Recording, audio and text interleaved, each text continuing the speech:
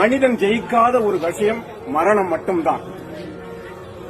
ஒரு பிறந்த நாள் கூட்டத்தின் நீளம் அவன் பெற்ற அங்கீகாரத்தை சொல்லும். ஒரு இறந்த நாள் கூட்டத்தின் நீளம் அவன் வாழ்ந்த வாழ்க்கையை சொல்லும். வாழ்க்கை தத்துவம் கடவுளுக்கு புரிந்தது. வாழ்க்கை தத்துவம் கடவுளுக்கு புரிந்தது. இருக்கின்ற பொழுது இல்லாத மரியாதை இல்லாத போது இருக்கிறது. மயானம் வந்தது. மயானம் வந்தது நல்லா கவனிங்க.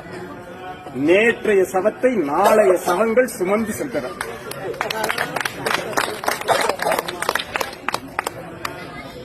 கடவுள் யோசித்தான், இறப்பென்று ஒன்று இல்லாது இருக்குமானால் இந்நேரம் மனிதன் கடவுளையே கொண்டிருப்பான்.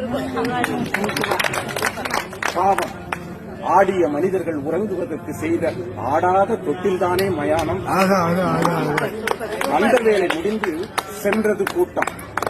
இது ஆறறிவு ஓய்ந்து அடங்குகிற ஆட்டம். கடவுள் யோசித்தான், உயர்ந்த ஜாதியினருக்கும் தாழ்ந்த வகுப்பினருக்கும் தனித்தனியே மயானங்கள். மதங்கள் ரீதியில் மயானத்தில் பிரிவுகள். சாம்பல் மேட்டில் கூட சன்மார்க்க பிரச்சனைகள். என்ன மனிதன் இவன், என்ன மனிதன் இவன்?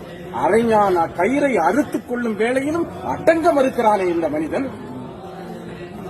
அங்கிருந்து கிளம்ப புறப்பட்டால் ஆவிகள் சில அவனை அடையாளம் கண்டு கொண்டன. ஆண்டவனை அடையாளம் கண்டு கொண்டன. யார் நீ என்றான் இறைவன். நேற்று வரை நான் முதலாளி, இன்று என் விலை எனக்கே தெரியவில்லை. 80 வயதில் எனக்கு இந்த இடம் தேவைதானா என்றது ஒரு ஆவி. ஆண்டவன் சொன்னால், எத்தனை காலம் வாழ்கிறாய் என்பதில் அல்ல வாழ்க்கை, எப்படி வாழ்ந்தாய் என்பதில் தான் இருக்கிறது என்று சொன்னார். இறைவா, இங்கு என்னை ஏன் படைத்தாய், இந்த சிறைக்குள்ளே அடைத்தாய் என்று கேட்டது ஒரு ஆவி. அவனுக்கும் பதில் சொன்னான் ஒரு ஆவி, அரசியல் ஆவி. ஆண்டவா, இங்கு இடைத்தேர்தலே வராதா என்றால்,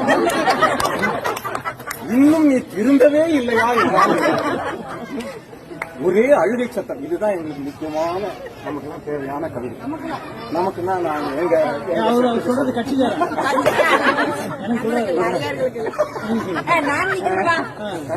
ஒரே அழுகை சத்தம். பெண்ணாக பிறந்தது போதுமடா சாமி என்றது ஒரு ஆவி. ஆண்டவன் அருகில் வந்து காதோறும் சொன்னான், ஆணாக பிறந்து பார், அதை விட கஷ்டம்.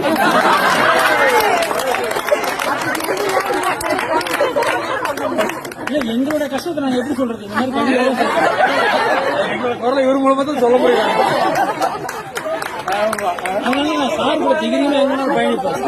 எங்க போனாலும் எங்களை விட்டு கொடுக்க மாட்டாங்க. எங்களை ஆண் வர்க்கத்தை. இறைவா, நான் செய்த பாவம் என்ன என்று அழுதது ஒரு குழந்தை ஆவி. பாவிகள் நிறைந்த உலகத்தில் பிறந்ததுதானடா நீ செய்த பாவம் என்றான் ஆண்டவன். சரி, நல்லவர்களை எல்லாம் சீக்கிரம் அழைத்துக் கொள்ளுகிறாய், கெட்டவர்களை நீண்ட நாள் வாழ வைக்கிறாயே, இது என்ன உன்னுடைய நீதி என்றான். நல்லவர்களை விட்டு வைத்தால் அவர்களும் கெட்டவர்களாகிவிட்டார்கள். மலர் படைத்தாய், மனம் படைத்தாய், மலர் படைத்தாய், மனம் படைத்தாய், பின்பு ஏன் இந்த உலகத்தில் மதம் படைத்தாய் என்று கேட்டது ஒரு ஆவி. ஆண்டவனுக்கும் அடிசெருக்கும் என்றான். ஆண்டவனுக்கும் அடிசெருக்கும் என்றான். ஒரே சிரிப்பு சத்தம். நல்ல வேளை, தற்கொலை செய்து கொண்டது நல்லதாய் போயிட்டு, மோசமடா சாமி என்றது அந்த ஆவி. கோழைகளோடு நாம் பேசுவதில்லை என்றான் கடவுள். அது சரி, எல்லா உயிர்களும் பிறக்கின்றன, இறக்கின்றன, உனக்கு மட்டும் சாவே கிடையாதா என்றது ஒரு ஆவி. யார் சொன்னது? எனக்கும் மரணம் உண்டு, எனக்கும் மரணம் உண்டு. மடலைகள் சிரிக்கும் பொழுது நான் பிறக்கிறேன், மனிதர்கள் இதுபோல செய்யும் பொழுதெல்லாம் நான் ஒவ்வொரு கணமும் இறக்கிறேன் என்றான். ஆவிகளோடு பேசியதில் ஆயிரம் அர்த்தங்களை கண்டுகொண்ட ஆண்டவன் அங்கிருந்து மனிதர்கள் என்ற போர்வையில் நடமாடுகின்ற விலங்குகளிடமிருந்து விடைபெற்று சென்றான். இதுதான் அந்த கவிதையுடைய சாரம். மடலைகள் சிரிக்கும் பொழுது நான் பிறக்கிறேன் என்று சொன்னான். மடலை என்ன செய்யும்? ஓடி வந்து எல்லோருடைய கால்களையும் பிடித்துக் கொள்ளும்.